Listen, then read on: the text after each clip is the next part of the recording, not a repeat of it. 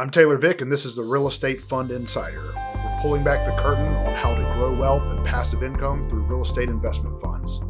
So first, Clay, why don't you introduce yourself? Clay Grubb, the CEO of Grubb Properties. We're based in Charlotte, North Carolina, and we are a 60-year-old real estate company. My father started it back in the 60s as a home builder, primarily in redline neighborhoods. And we have grown to expand nationally these days, and we primarily develop apartments under a brand called Link Apartments. And thank you for having me, Taylor. It's good to see you again.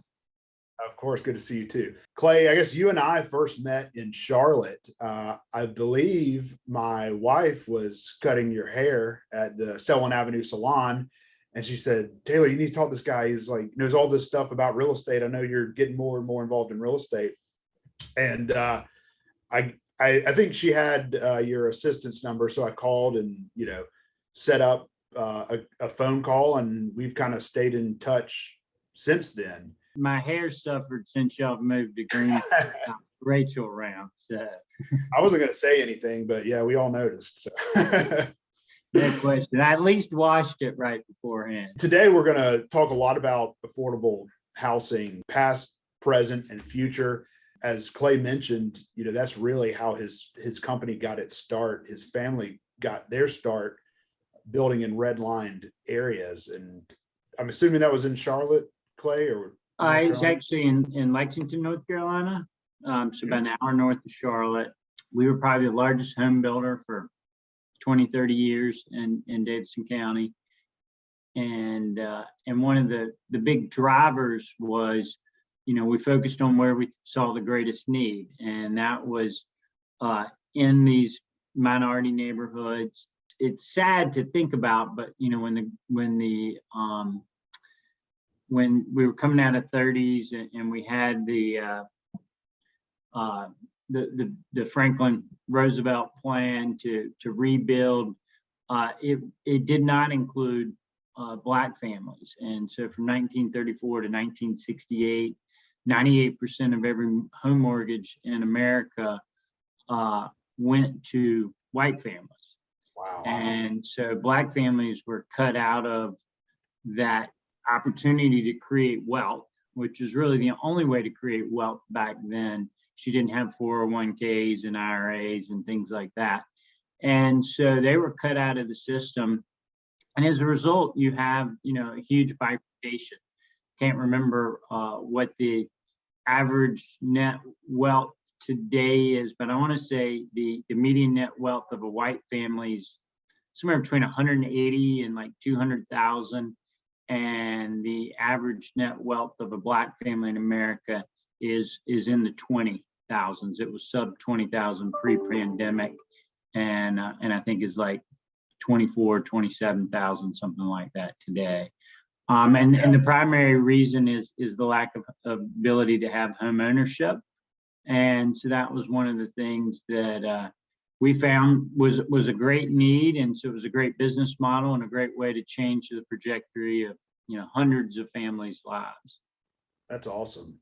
And, when we say red line, that's back from when, banks had maps of where they would lend, and they'd literally take a red line and more or less just circle Black neighborhoods and say, we don't lend within this red lined area. Right. And so you guys were going into those areas and creating new housing.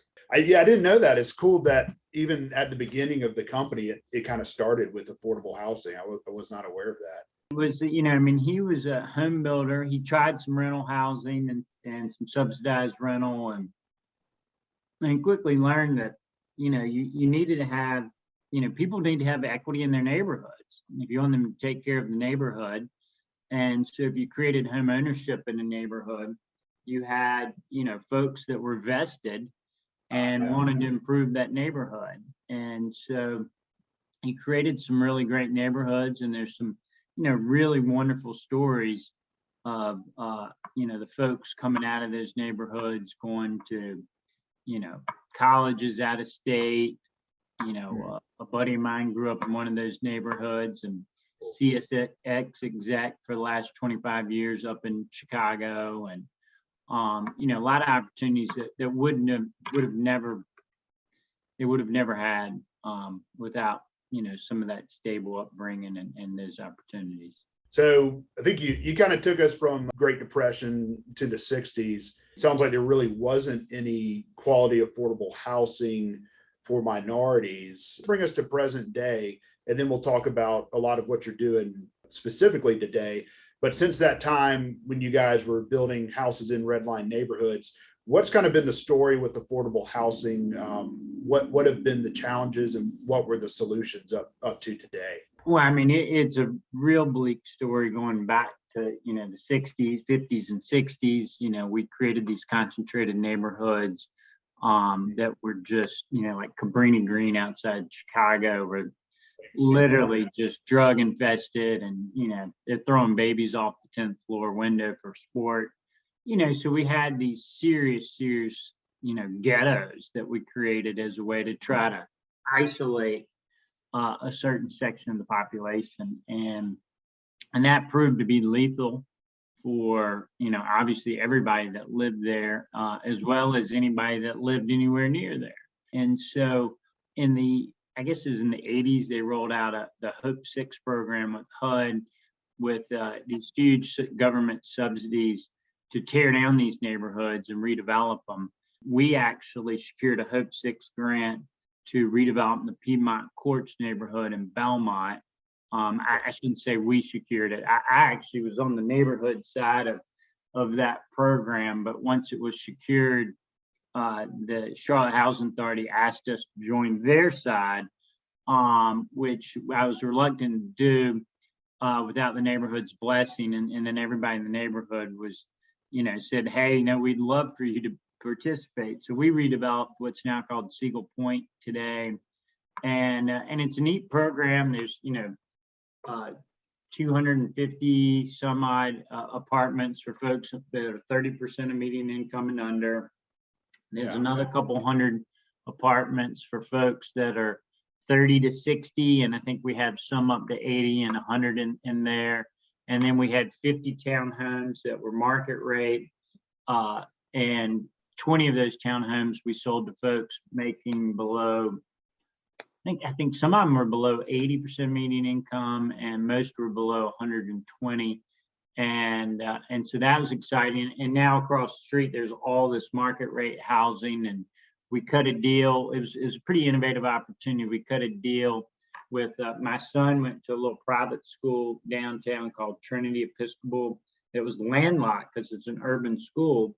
But we had a bunch of land in the floodplain. We convinced the Charlotte Housing Authority to lease it to Park and Rec for $1 a year for 99 years.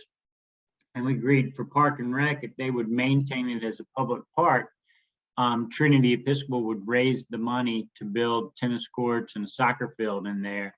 And that could serve as their home courts and home fields. And they would have the first right, when they have practice or a tournament. But otherwise it'd be a public park. And so that was a really great opportunity. And then the town put the greenway through, and so it's been a big successful story. And you take the Belmont neighborhood today, it's a really thriving community, and a vibrant part of Charlotte, and now has one of the best barbecue spots in Charlotte. And so that's an exciting example of how it's changed. And I think we continue to improve. The biggest problem is we still have tax credit driven owner developments for affordable housing, and it still creates a high concentration of poor folks in a single neighborhood. And so we could figure out a program that got everybody that's developing apartments to crunch the numbers to say, hey, yeah, I should have 5 or 10% of these apartments as affordable. We would spread all that folks out. You would get a wide variety of folks. I mean, I use our Glen Lennox apartment community a lot up in Chapel Hill. And, I use the example of literally you could be the custodian at the University of North Carolina, or you could have been the governor of the state of North Carolina. And you could have lived at Glen Lennox, and you'd proudly say that you lived at Glen Lennox. And so we don't really have a stereotype of who lives at Glen Lennox. We have two Ukrainian families. My father lived at Glen Lennox. We had a lot of prominent North Carolinians that have lived there, as well as immigrants, and a lot of immigration population lives there, and so it's exciting to see neighborhoods start to evolve like that more and more in our country.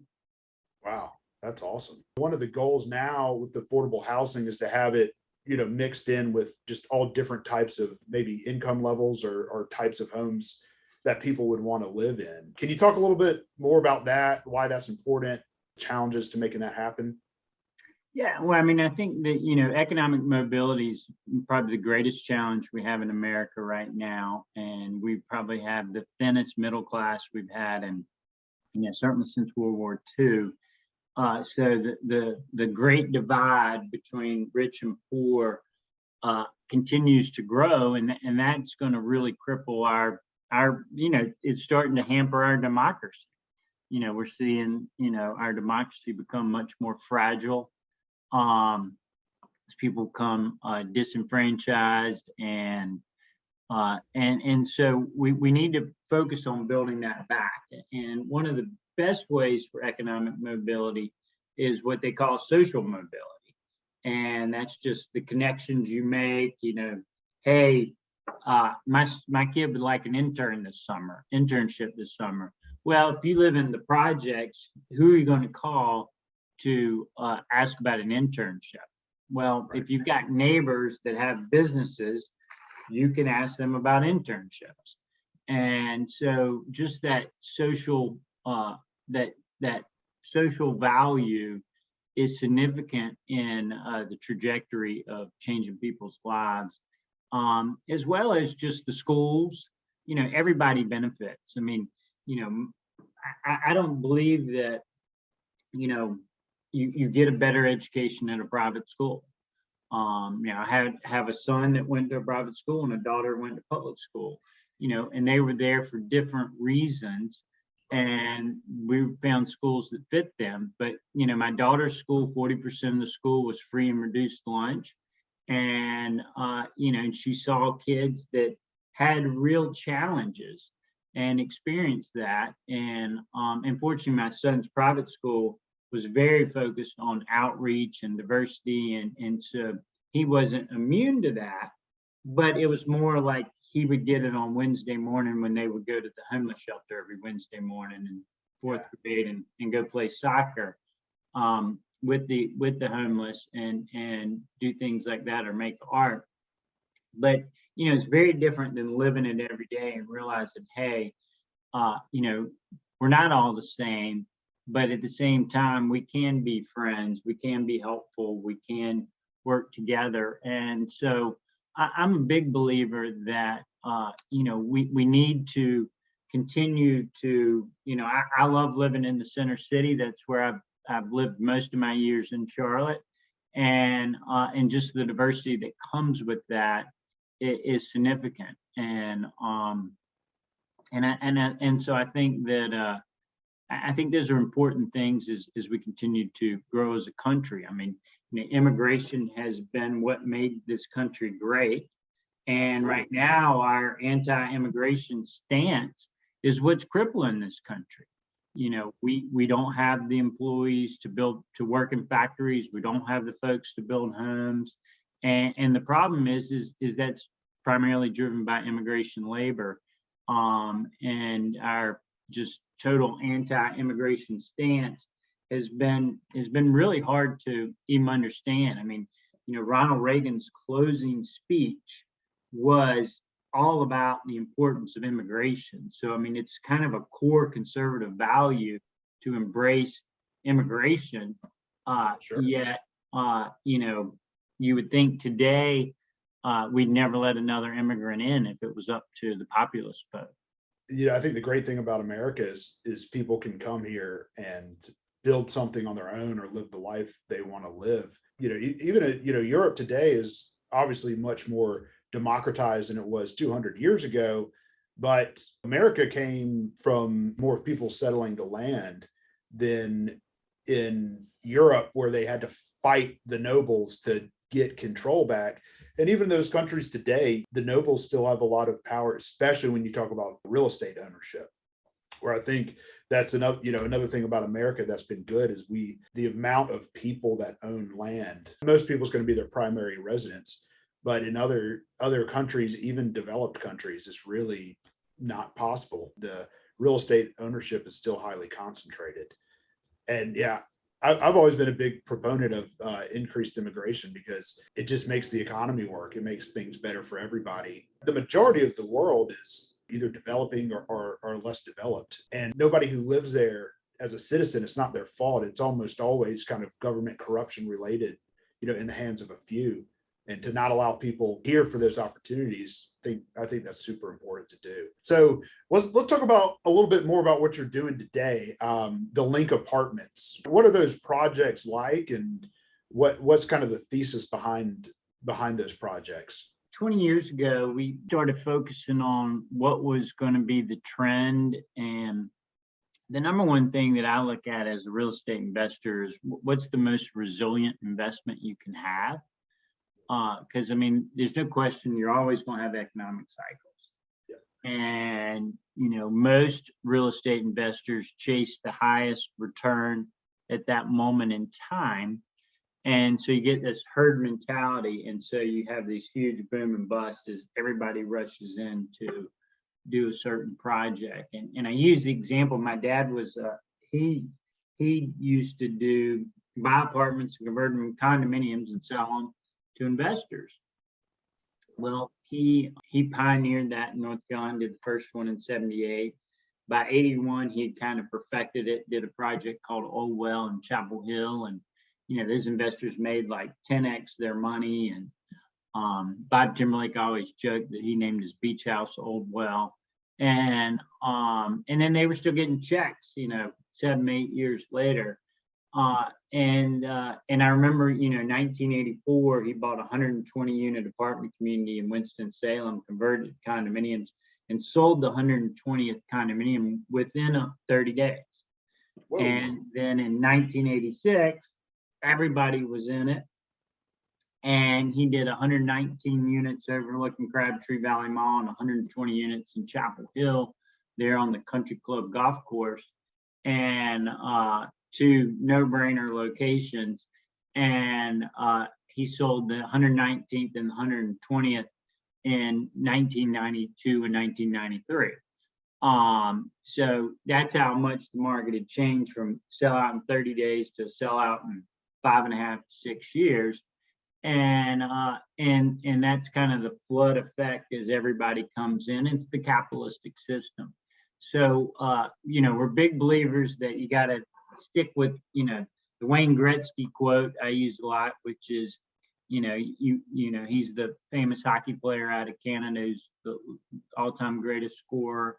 And he always said, you skate to where you think the puck's going to go, not to where it is. And so we've always been focused on, okay, where is the world heading? And that makes it tough from a capital standpoint, because it's hard for investors to appreciate, well, why would you be doing something that's out of favor? And lenders, it's impossible to get them to understand it. They typically are, hey, no, everybody's doing this, so this is what we're going to do. And so it makes it tough from a capital standpoint, but as a result, our track record, I think, stands apart from most of our peers as a result. And so 20 years ago, I really said, hey, you're going to have these millennials. They are going to live in urban areas. Young people want to live in urban areas. They're not going to live on the farm. They're not going to live in Lexington because, even if they wanted to work in a factory, we don't have any. And so there's no job opportunities for them. And so they're going to have to migrate to the urban markets. And the reality is these urban markets are very expensive to live in.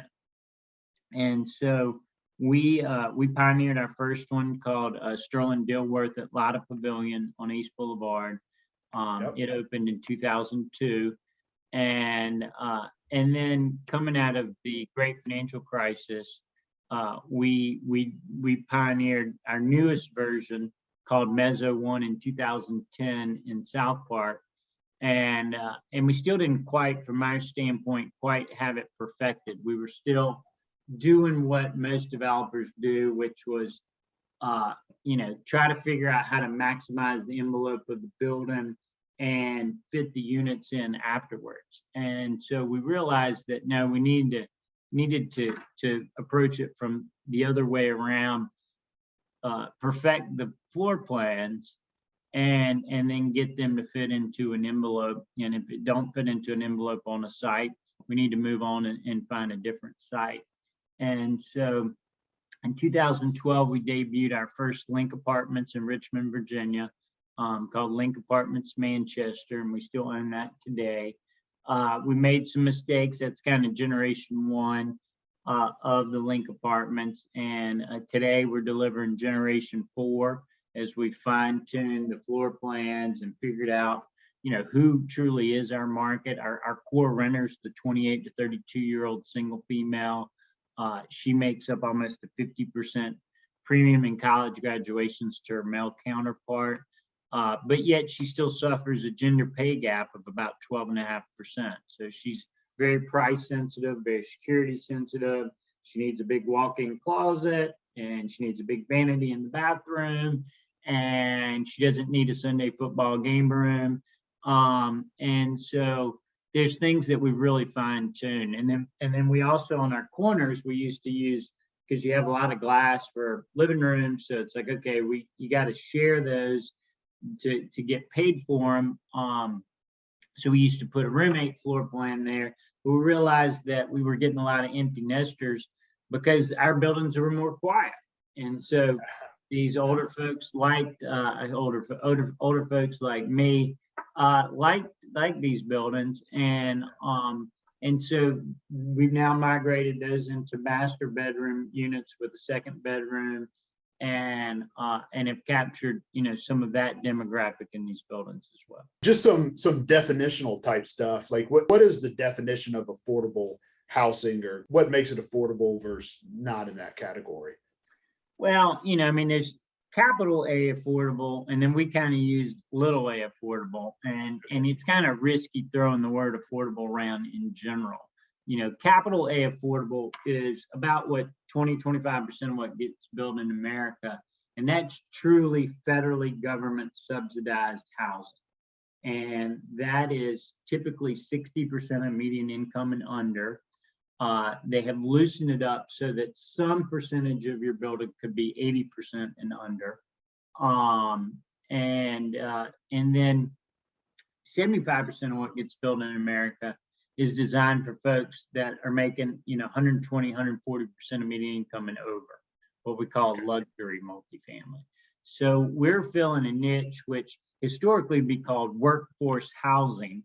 My joke is that, workforce housing connotates a blue collar employee, because historically it was a larger apartment in the suburbs near a factory. Well, my joke is they won't live in our small apartments because the blue collar folks make way too much money. And so, because the reality is you can make a lot more money skipping college and going into a trade today than you can ever make, going through college and getting the liberal arts and going the traditional route. And so we really kind of dub it essential housing, where we're catering to the missing middle, those folks between 60% of median income and 140% of median income.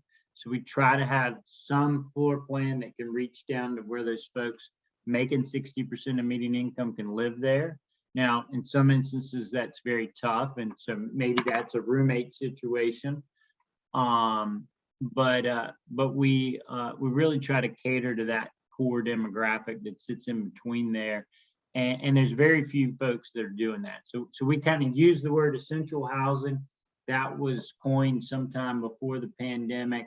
It got reinforced really hard during the pandemic as we realized, Well, we're actually housing essential employees. That's who lives with us. It's There the you go, nurses, yeah. it's the young doctors, it's Right. the technicians, it's the programmers, you know, a lot of folks, the teachers. We have a lot of folks like that living with us. Excellent. You know, with what we do, the economic incentives are important too to us as developers. I know that that space is what I've played in a lot too. You know, we called it workforce sometimes, or you know, middle income. But from an economic perspective, I thought it was really good, and you know, also from a community perspective, because you know, we could buy something, make it nice, make it something that everyone will be proud to show their friends and family, but it's not super expensive either. So there are still places that have a lot of low income housing that is not maintained and is terrible shape, and they're really just bad places. We wanted to create something that's still very affordable, but it's nice and people are proud of it. And part of the strategy for us too is saying, we didn't use your word, maybe I'll start doing it now, but these people are essential, right? They're one of the main parts of our economy. There's going to be demand for this housing for a long period of time. And we view it as somewhat recession resistant as well, because if people are living in luxury housing and their income gets lowered, they will probably come to us because we still have really nice housing, but it's less expensive. So that's kind of been some of our strategy on the investment side. And I think that's a great strategy. I mean, we used to do a lot of that and had I think we had, you know, 4 different apartment communities there on Pelham Yes, Road sure. there in Greenville, and those were great investments, wonderful investments, and I think those are you know, you can't build new you know, lowercase a affordable housing or workforce housing. You just can't do it in America. It's too expensive, and so I think you are playing in an area where it's a very resilient component. Yeah, It's labor intensive, so it does require a lot of work. And you know, investors don't appreciate how much work you put into it, and we put into it, and it's hard work. But you know, I think it can be rewarding for both the investor and the operator. absolutely. So I'm assuming you're taking in outside equity for these projects from investors. What is your structure there? Is it a fund style structure, or maybe more what people call syndication? We morphed into more of a fund strategy. You know, certainly syndication was how you build the business and how you get started. And occasionally we still have larger deals. We do syndicate. We run 2 fund strategies, or two funds, single strategy. Single strategy is Link Apartments. It's all we do. It's primarily development. Occasionally we'll find an acquisition that meets our criteria that we could rebrand as Link Apartments. We have gotten out of, we sold all those Pelham properties because we just felt like it was a distraction from our core business. And we felt like focus was really, really important. I wear out the Bruce Lee quote a lot. You don't fear the person that's practiced 10,000 kicks. You fear the one that's practiced the same kick 10,000 times. And so we've learned that, hey, doing the same thing over and over, you know, our contractor in the Carolinas now says they can build our product for $20,000 a unit cheaper than their next cheapest client, and we're building superior product. And the reason is because the subs know exactly what they're doing. They know exactly what kind of waste to avoid. They know there's not going to be any change orders. They know how quickly they can get in and out of our projects. So it becomes a big advantage when you do that rinse and repeat over and over again. And it's hard to do if you have any distractions, and it's hard to avoid distractions. That's for sure. That's a tough thing for any human or any company. And so we've just continued to march along that pace, and our funds are basically divided into opportunity zones and non-opportunity zones. So exact same strategy, but you get significant tax benefits through the opportunity zone program. And so we run it's called the Link Apartments Opportunity Zone REIT. So it's actually structured as a REIT so that people don't have to file taxes in California, New York, DC, South Carolina, wherever we are operating. And then our traditional fund structure, we currently are raising Fund 7 right now. Oh, wonderful. Wonderful. So opportunity zone, that's where there's certain areas that have been designated by the government as opportunity zones, and investors can take capital gains and defer them by investing in projects in that opportunity zone. And eventually there's maybe some forgiveness or elimination of the taxes. Is that fairly accurate? Correct. And currently there's legislation to enhance it as a result of COVID, which would mean if it gets passed that anybody invests before year end, 15% of your gain goes away forever, and 10% of your gain would go away if you invest over the next 2 years, as long as you hold it to, it's right now 2026. This would change it to 2028.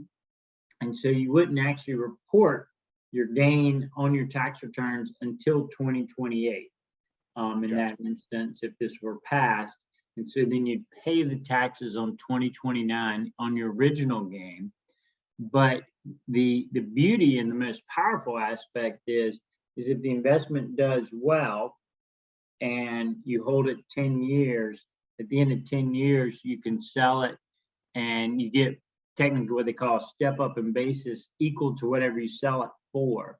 So wonderful. You basically sell it tax free, and you can hold that as long as you hold it 10 years. You can hold it now as long as 2047.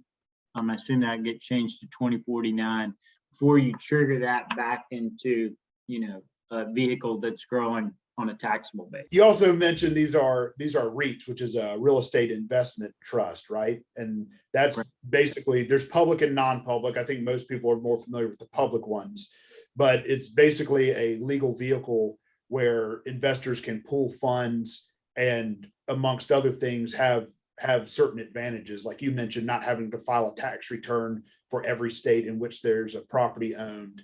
I know there's some rules around, you have to distribute like 90% of the free cash flow or some kind of metric of cash flow to investors.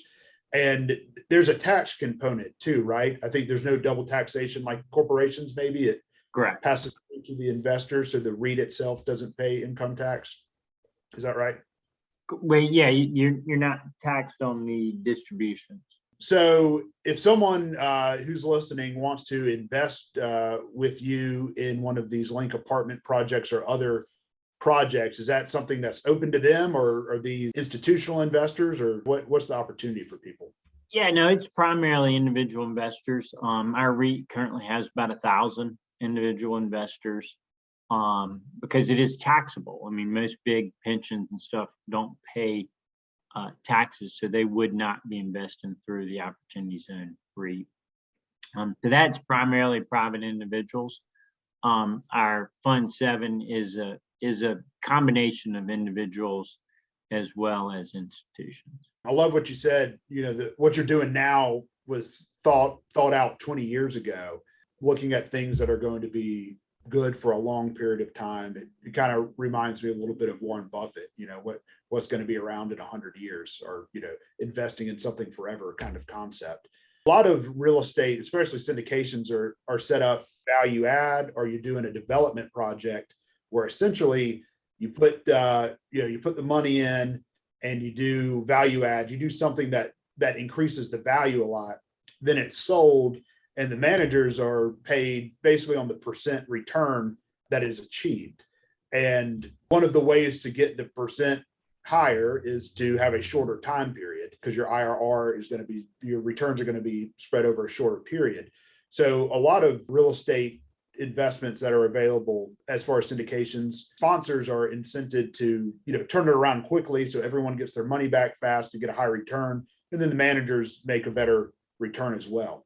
With something you're looking at that's a long-term hold, how's the incentive structure set for management to make sure that they're not trying to flip them when it's not necessary if it's trying to be held for a long period of time. Yeah, I mean, it's interesting. I mean, we set ours up more like a traditional fund. And the reality is the faster we turn them, faster it is to get back out and raise more capital, and you get on that treadmill, and we've just tried to avoid it. We've got a investor group that appreciates that, and so we still focus on IRR and still focus on returns. But the reality is we're in it long term. We've got a lot of our own capital at stake. We've got, a strong investor pool that's more interested in total return. And the old saying, you can't eat IRR. And so we've been very fortunate. We used to structure our funds such that, we were highly incentivized to return the capital and the preferred return as quickly as possible. Right. But then we could hold the properties long term. And that's worked very well. And so we've got some funds where we've returned, more than double everybody's capital, but yet we still have assets. We have 3 assets in our fund 3 that we still own, and they're financed with 35-year HUD loans, and 2 of them have 2s in front of them. So we continue, right now, everybody's so thrilled that we didn't sell them because they've got cash flow that actually is increasing in a time when everybody else is decreasing. Mm-hmm. Yeah, that's great. So sometimes when people think about affordable housing, there may be this conception that a developer is going into a neighborhood that is historically been lower income and then putting in nice stuff and pricing people out. You hear the term gentrification or things like that. Talk about some of those misconceptions around that, and how the affordable housing, the essential housing you're doing, is benefiting all communities in the area. Well, I mean, gentrification is a real thing, and the problem is many of these neighborhoods don't have ownership stakes. Take Greer Heights in Charlotte. I think it was 92% of the folks living in the neighborhood are renters. It may have been higher than that. Well, gentrification comes in, raises the value of properties, it kicks everybody out. And so without a stake in the neighborhood, you don't benefit. You take the Belmont neighborhood we talked about earlier. Well, Habitat came in early. You have 100 Habitat homes where 100 families own their homes. Gentrification has clearly come into Belmont, but so has affordable housing. So you've got stakeholders that have benefited from the gentrification. And the reality is a high concentration of affordable housing needs some gentrification because you want some diversity in the neighborhood. And so that's an example of a neighborhood that's really benefited, where you've got stakeholders that have participated in the appreciation. And so it's been a big issue on the west side in Charlotte with the railed streetcar going through the middle of the neighborhood. One of the things was there were a lot of people upset about it because it was going to bring gentrification. But, my example was, hey, the government can invest in 485 and put a Target and Walmart out at 485 interchange and suck all the jobs out of your neighborhood. Or they can run a railed streetcar through the heart of your neighborhood and bring a bunch of jobs right into the neighborhood. And so the Knight Foundation's played a big role, as well as Johnson C. Smith and the Duke Endowment, of trying to make sure that the folks that lived in this neighborhood participated. But it's tough. I mean, there's an example that somebody used, because it's now an Opportunity Zone neighborhood, of a home that sold, 8 years ago for $20,000. That guy flipped it for $200,000. Now it's going for probably $400,000. Well, the person that owned it for 20 years didn't get to participate. And so that's an example of what's a tough aspect of gentrification. But we do some lending in these neighborhoods. We've actually backed 5 different Black developers on the west side, all doing projects that participated in the economic prosperity of the neighborhood. And we're more focused on bringing, one example was right at the 5 points where the streetcar is, Diana Ward, she was doing her first development as a Black developer. We were the financial lender on the project, and she put 5 Black-owned businesses into the 5 retail bays. And they've all been very successful, and it's been a big success for the neighborhood, for those retailers, and for her and for us. We've since been paid back, and so it's a great example of something that we've done. Wonderful. So where do you see affordable housing going? We've talked about where it was, where it is, and what you're doing.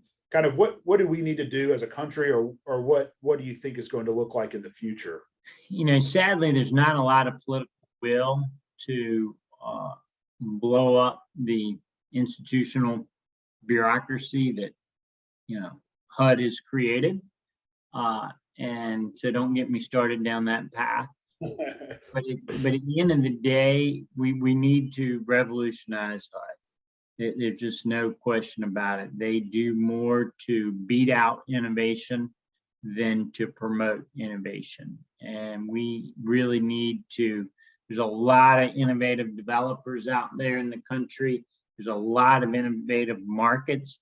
You go to Copenhagen, and you go to a lot of these, Amsterdam, a lot of these places, even Paris, you look at what Paris is doing, getting people out of cars, and really changing the model for what housing looks like in America. And I think that we can really make a huge dent on this. I don't think it's an insurmountable problem. I think it's a very achievable problem. But right now, we don't have the political will of anybody wanting to really tackle it and have the hard conversations. And so, I'm a proponent of trying to get in there and have these hard conversations and trying to see some change. But it's hard.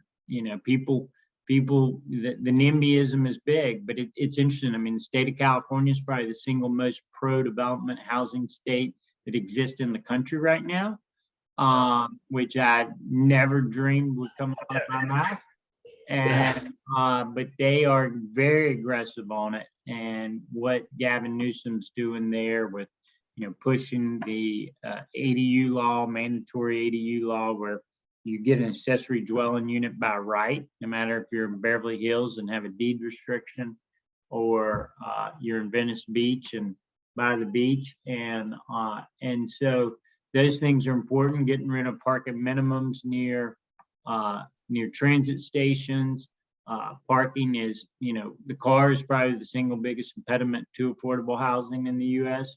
The average American spends $10,800 a year on their car per AAA. And, I have to spend, $30,000 per car just to house a car. And so, people don't think about the cost of housing cars on top of the car ownership cost. And so, if I can build an apartment community without parking, I can charge $250 less a month than rent. That's $3,000 a year somebody saves on top of the $10,800 a year they're saving. And sure, maybe they need to spend a couple $100 on Uber a month. They're still putting a lot of money in the bank, and it's really helping their economic mobility opportunity. So we've got a lot of work to do. I think, we need to revolutionize home ownership programs. The global financial crisis was not created by homeowners. I don't care what any bureaucrat says. The reality is it came from crooked people doing crooked things and getting away with it and doing them over and over again. I mean, basically, you had people that were fixing appraisals, having contracts on 15 homes, getting loans on 15 homes, and then somebody syndicating it 10,000 times over, and the credit agency's giving it a AAA rating.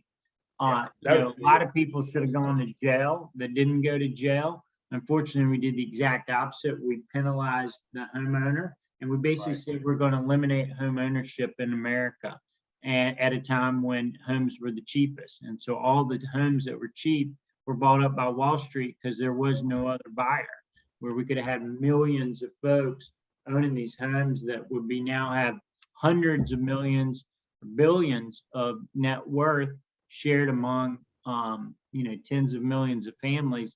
They missed out on that opportunity. And so, the reality is, why would you sell Apple stock to buy a home?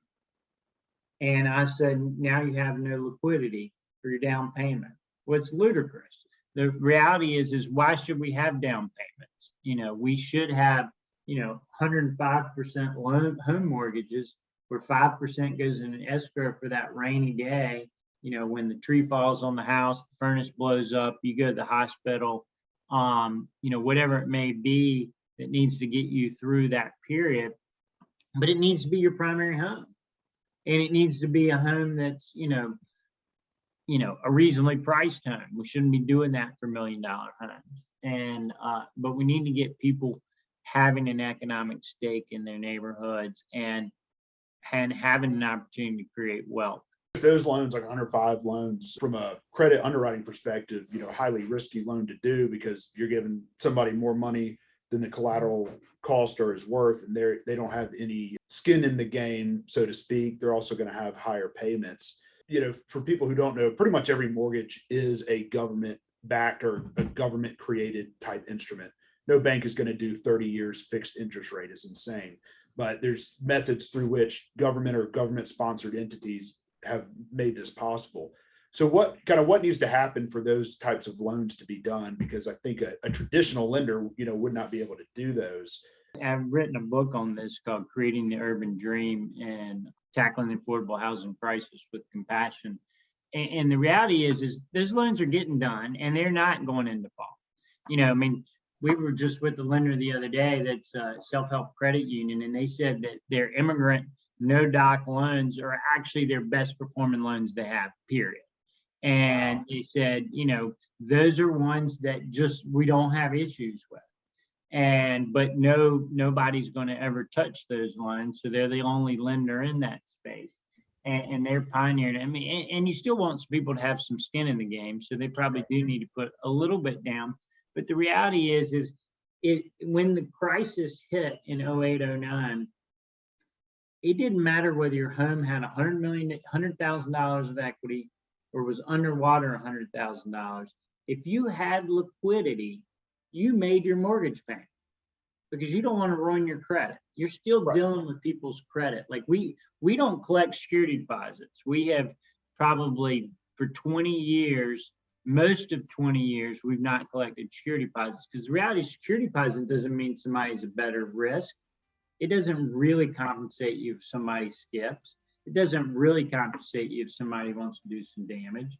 The reality is if they got good credit, they want to protect their credit. So we don't charge security deposits. If you got good credit, you live with us. If you have no credit, we let you live with us because we find that that's primarily the immigration population and we don't have issues. So we're happy to let you live with us if you have no credit. If you got bad credit, that's a problem. And so that's when you got an issue. And the reality is we need to educate people on the importance of protecting their credit. And so go back to the global financial crisis. JP Morgan did a lot of this research, and there is no at all correlation between the value of the home and whether somebody makes their mortgage payment. There's just none at all. I'm sure there's a few but there's always a few exceptions. The reality is if you had liquidity, you made your mortgage payment. If you had $100,000 of equity in your house and you didn't have liquidity, you didn't make your mortgage payment. There's no way. It has nothing to do with the value of the home. Like, you said you can't eat IRR, you can't spend equity in your home either. So if you can't pay it, you're yeah. The equity in your home doesn't buy you groceries, doesn't pay the medical bill. Clay, really appreciate you coming on today. If people want to learn more about you or about your funds or investing, where can they go for that? And if they want to get your book, where could they go for that? Is Creating the Urban Dream. You can get it on independent bookstores or Amazon. I think ULI carries it as well. And then grubbproperties.com is probably the best. GRUBB, 2 B's. 2 B's and no S. And Grubb Properties is plural. Yep, no S. GRUBB properties.com. All right. Awesome, Clay. Well, thanks again for being Taylor, on. thanks for having me. Great seeing you. Tell Rachel hello. And y'all have a great Thanksgiving. All right. You too.